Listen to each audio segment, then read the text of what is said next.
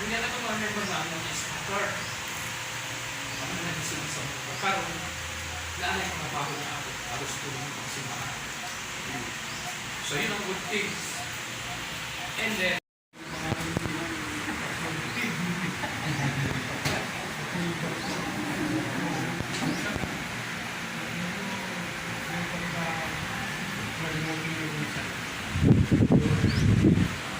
sabi nila, hindi siguro hindi naman kundi nagkakagad na salamat sa Panginoon. Ito,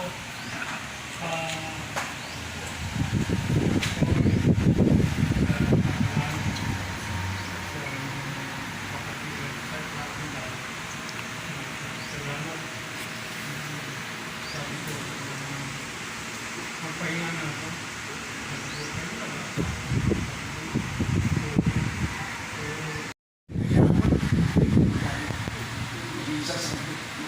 Siya man ang ako ang ibig mo. Amen. Oo, di ba kung sundo? Oo, di ba kung sundo? Kung hindi naman kung matawag kung binuod ng pastor, hindi kita ang anak. Correct. Importante yun, matawag ng pastor sa pinag-ibig ang aking anak o anak. Yan, sa ating ina. Nunang salamat ko sa Ginoo. 1988 ang sugod ko sa pagpangatagan. Salamat ko kayo ng bigyan. Nakapadalan ko sa Ginoo. Amen. Kung wala na akong pasalamatan sa Diyos. palipas na kami sa panahon. Kunya, pagkita na ako na naanan sa tabanan, yan kung sa akong kuhaan, Pastor Ned, o relaxation mo. Gawin na natin. Alas 4 ko kadlaw, nanihi ko, kaya ako na ako sa simbahan. Simbahan ng pamahan dili, ay magpakatusalan. Dahil yung lugar, mas mag-conspire, tatangan. Sila ang simbahan. Ang yung pastor kay Hamlet, both sides, mga ano, nag-report tapos sa baba, kaya tapos naman ito. Kung marami, sumama din yan, for kakating pinaret. So, ang pinag sa naman sa Diyos ay mag-graduate tayo sa McCarthy, ang diploma or sa other practice of theological school. So, pag-aaral din yung mga kaya ako, the more ka nag-aaral, the more ka nakapagpapala sa Diyos. Lalo na itong Holy Life, sa itong ministry ng Holy Life, importante talaga nila. So, nakakaramdam din ako ng sabi sa kanila na lalo na yung mga pastor doon, mga church kapatid. Ang lilipat talaga mga sakpo. So, yung kanilang passion ba to, hindi usapin ng pera na to, si soul, winning souls.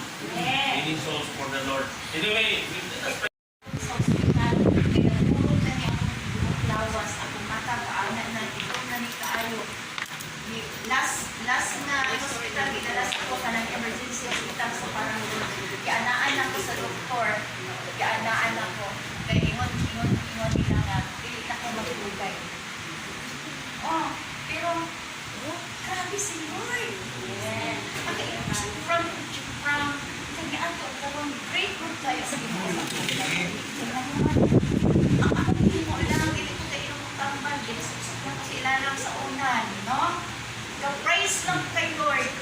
Kung mag-inom na ko ang tubig, gignan pa ko sa akong kasibit na kwarto sa Muslim na yung pasyente dyan na sa akin. Kasi sige man ko awit sa alawiton sa Ginoo. Ang dami ko na Nabuang sa Ginoo. And praise God sa akong marriage life, no? Grabe akong pag-anto sa akong bana, no? Grabe. Hallelujah. Sa akong mga anak, praise God. Sana all. Pero naa si Lord, ikumitan ko niya maayo. Una akong mga anak na born again. Ulahi akong bana. 2018, di ko makalimot akong bana na born again. Di pagaling. Grabe ang akong mga pagsulat, babae, sugat, inom, barkada, tanan. No? Tanan. Grabe. And then, dili lang yun na, may mga pangita-utang na nangyari sa aking mga sa akong pinabuhi. Pero, grabe si Lord sa akong pinabuhi. ang plano sa Panginoon panahon napakanan dito. Ang 1995 start na ang kailangan naman ipakita sa Ginoo ang paano. Yung mga anak, nakalampo sila tanan, nahimo sila mga commissioner. And Amen. yung sa Ginoo ang kanakong mga oni sa una, ang butang nakaslay mo, nagkaon ni, ang ipakaon ng namang buwas sa kumana, ang mga anak, ang akong gitaon isagi. Nya naami, sige ka na mo, isuot dato. Dato, may sakyanan. Pero never kami nag-commit or never na sa dito no?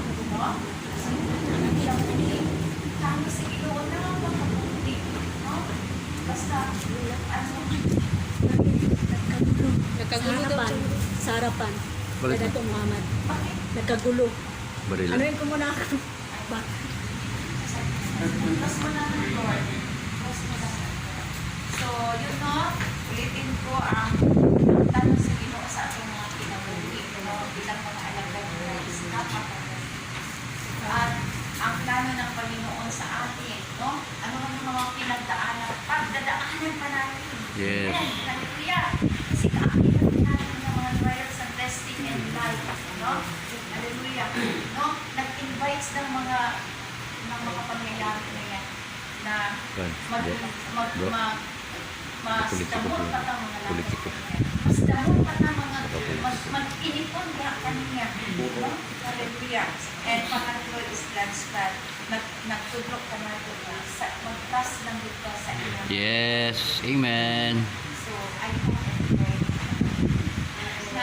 na-encourage ka. Yes, yes. Amen. Eh, kahit man pag mga pastunon, no? Pero isa lang yun ang akong ikakapasin na magpadalit. Yes. Amen. Magpadalit. Kuya, katulad.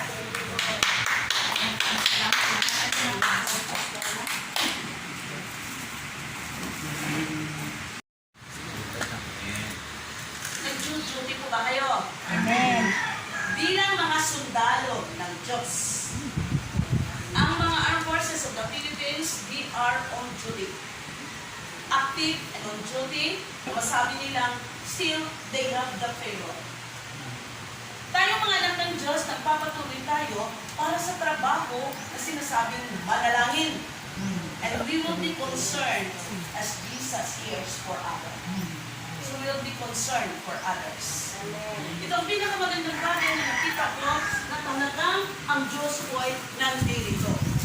Hindi tayo magkakasundo at magkakaisa sa mga pagtitipon-tipon sa panalangin o sa anumang gagawin natin kung wala ang Holy Spirit. So sa atin dito naniniwala ko, our foundation is the Word of God. Our strength comes from the Lord. Our prayers will be granted by God Almighty. Amen. So, ang mga mayabang, binabagsak. Ang mga nagpapakumbaba, itataas ng Diyos. Yes. Naalala ko yung aking pagkamayabang noon. Kasi, tinitingnan ko, sa paaralan kasi, parati akong nakaasa marka, o talaga yung grade 1, honors. Wala ko nakasulay ko. Hanggang sa nagkolehiyo ako, kung scholar ako, doble pa ang aking scholarship. Ang bungangala kung makarating ako sa mga lugar na hindi marating ng aking mga kapatid kasi parati akong tinutuya sa aking height. Sabi ng aking kapatid, pag mag-away kami ng aking kuya, sukul-sukul ka sa ako, di ba? Ano na yun? Duraan na niya yung aking alimpulo. Kasi nagtanggal na siya. Sabi ko, may marating ako na hindi niyo marating. Pero, binagsak ako ng Diyos. Nakikita ko, ang Diyos ay gumagalaw sa bawat isa. Mabuti ka man at mabait, maranasan mo ang kabutihan pa rin ng Diyos. Amen. So, today as we go on, let's do our prayers for the coming election of our nation. Let's do what and do the desire. Yung pangarapin natin yung puso ng Diyos kasi sa halalan, sabi pa doon, maniwala ba kayo yung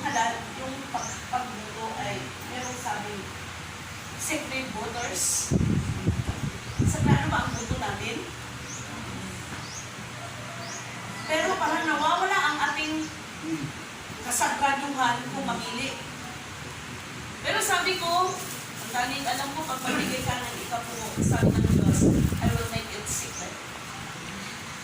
Gawain kong sagrado ang inyong mga ikapuno. Dito, ang ating pagbuto ngayon, kailangan natin ng tulong sa Diyos. Kasi pwede tayong titingin sa ating mga mata, gamit ang mga mata, ng mga tao pong nangako sa mga salita. At hindi po tayo nananalangin. So ngayon, kailangan natin ng panalangin. Amin po ba? Amen. Na kung gusto natin ng pagbabago na mamili tayo ng tamang tao. Sa kaharian ng Diyos, meron ng isang hari. Kahit hindi mo gusto, nakaupo ang isang hari doon sa kaharian ng Diyos. Si Jesus Christ ay isang hari. Jesus is the King of Kings, the Lord of Lords, sitting on His throne in the kingdom of God. Whether you like it or not, kung buto ko lang o hindi, talagang si Diyos ang nakaupo doon sa kanyang trono. Dito ngayon, may pamimili sa ating lugar, sa ating pamahalaan. Pero sabi pa doon, no, in the book of Romans, diba? No one could stand Your para sa mga Holy Spirit,